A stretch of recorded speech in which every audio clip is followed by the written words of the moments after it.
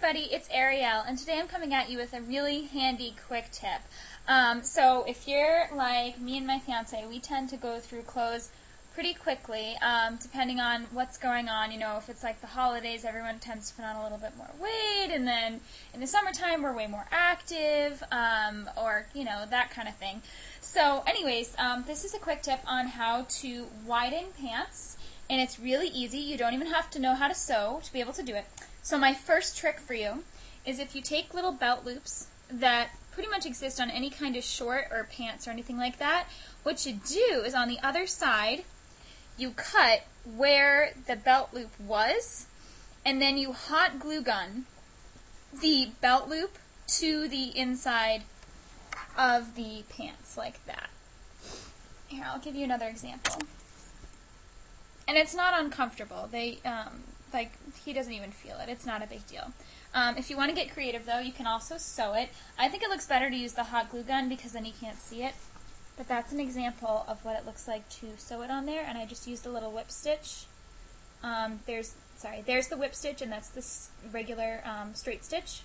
And then I also used hot glue gun on the back just to make sure it was super secure. So that's one way.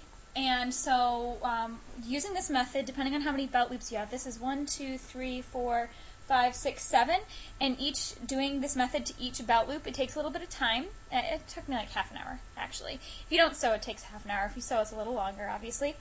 So there's 7 belt loops on here, and it adds about 1/4 of an inch to each one. So if you do all 7 belt loops, then you go ahead and add almost 2 inches of fabric to the waist.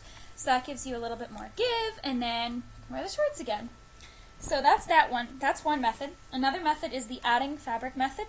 What I did is I took a little bit of fabric from the pocket. So what I did is I basically stitched up one of the pockets, and I took the fabric from inside the pocket. Make sure it's the same fabric, because some pockets only have white on the inside. Or anywhere else that has a little bit of extra fabric that you can kind of play with. Like if there's a big hem at the bottom, you can kind of take off some of the hem.